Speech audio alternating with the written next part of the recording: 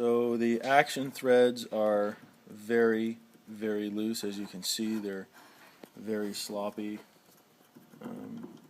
A lot of play, and you can feel, I don't know if you can hear it in the video, but there's a lot of grit and something, I don't know what they use to pack in those threads, maybe to take up some of the slop that they created by overcutting, I don't know, but there's a lot of gritty substance like sand or something in the threads in the receiver. Back here, focus on the back end.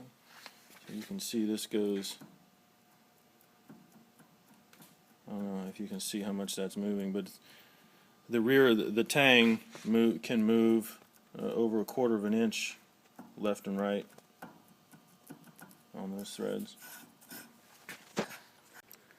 Also, you can see there's a lot of Cerakote and media blasting material that was left in the counterbore and apparently on the threads as well. I don't know what they did there.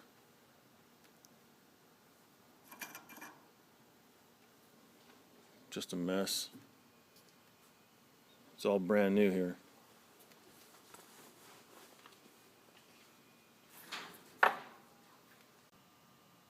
The muzzle brake was over-timed, so instead of the top circular vents pointing straight up at 12 o'clock, they're way out to the left. The seam on the muzzle brake is terrible, not blended, sharp step. So here's the glass bedding job. It's extremely rough, uneven, and textured. Then it was spray painted. I'm not quite sure why they spray painted the bedding work, but again, this is all brand new, just as the customer gave it to me. Obviously no pillar contact on top. You can see where that's rubbing off. Very, very rough. And somehow on this side the surface is very lumpy and textured, so obviously the receiver is flat and smooth right through there. I don't know how they got that to be so lumpy. It feels like you put the bedding compound in there with your fingers. In front of the barrel pad there, it looks like they cut that. I don't know what they used to cut that. It looks like maybe a cutter disc on a Dremel. And the barrel channel itself has been augered out and cut up and chopped up. I'm not quite sure why. Then it was spray painted, and the outside edges of the barrel channel looks like they slipped and ran out a couple times and knocked out some chips and flakes on the outside of the finish. So here's their bottom metal. It's got a release tab that has a very, very sharp edge right on the back side, right where you touch it, right, right, that the side that you push against is very sharp, and it's I don't know if you can tell in the video, but it's very rough. It's rough around the edges, I guess. It looks like it was cut with a Dremel. It wasn't machined, obviously. It's cut by hand, and very sloppy and not consistent in the angle of the bevel or the circumference of the radius.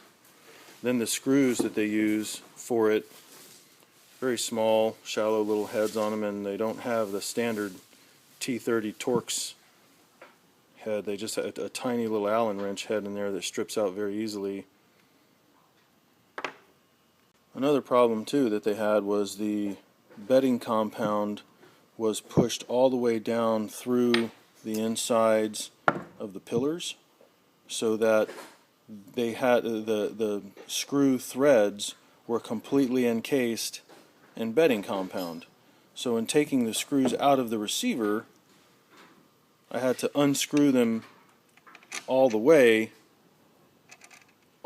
out. So in other words, they weren't free floating through the insides of the pillars. they were threading through bedding compound all the way to the receiver. So it wasn't pinching or pulling from the head of the screw to the receiver. The scope base holes are usually enlarged from the 648 factory holes to larger 8x40s. That's a normal procedure for action truing job, I think, from most of us. These were not done. I'll take care of that. Okay, I've got the barrel dial indicated, nice and straight. That's a PT&G range rod. This is reading true. Got a 1/1000th indicator mic on the front, a 1/2,000th on the back, and we're nice and straight here. Okay, now that I know the center line of the bore is dialed in perfectly straight and true, I set my 1/2,000th indicator right up inside the chamber, just inside there, right at the base, just inside the bolt nose counterbore. I'm going to turn this so you get those light reflections out of the way. That's a 1/2,000th indicator. So that chamber is damn near, what is that, 4,000? It's kind of hard to read while I'm looking at my camera at the same time. But I think that's 3.5 thousandths. 3.5 thousandths out at that location. I've seen enough. I'm not going to even look any further. I'm just going to go ahead and chop this off, set this back, and start over. So with the bore dialed in perfectly straight, you can see how much run out there is in that chamber just with the naked eye. You don't even need to put an indicator on it. You can see it's just wobbling all over the place. So now the new barrel work is complete. The threads are cut, perfect fit. Chamber's done, minimum headspace. Bolt nose counterbore, chamber, everything's polished out and straight. Okay, so we got all the previous bedding, except for in the recoil lug area there. We're going to do that in the mill right now, but we got all the bedding hogged out of there, and you can see there are no pillars. That was just a skim bed. You can still see all the butchered work down in the magazine well. I'm going to try to clean that up. I don't want to remove too much material though. And you can see they left very little material left remaining there at that little bridge across. They chewed out most of that already, so I tried not to take any. I didn't want to take any more of it. But now we're going to go ahead and drill it out for pillars and do a proper pillar bedding job. Okay, so we ground out the previous bedding job and did a new pillar bed job on it. There were actually no pillars in the gun before.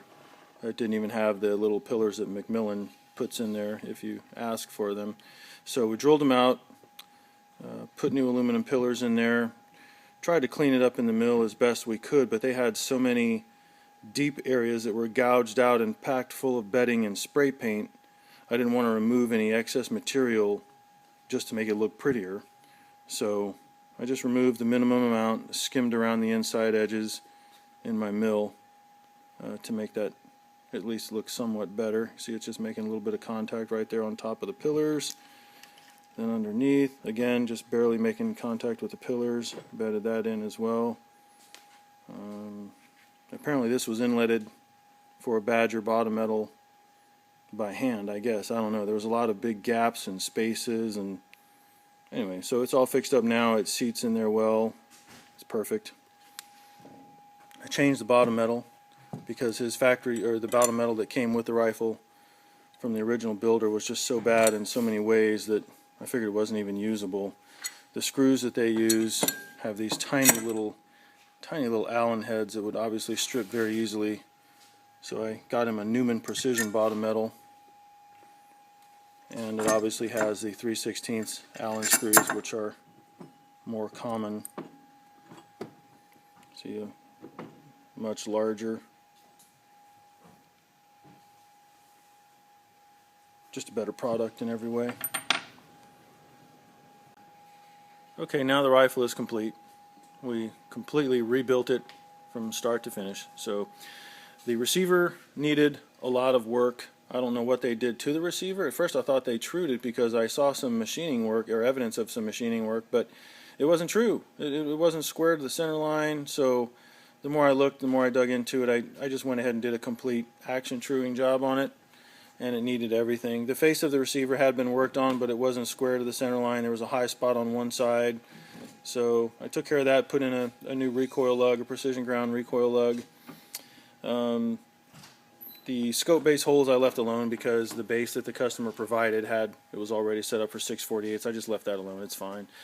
Then I cut that muzzle brake off that they had on there and put on a R&D precision rad brake. So that's it. It's done. Took it out to the range and shot several groups under half minute with Federal Gold Medal Match 168 grain ammo. So that's it. It shoots and we're done.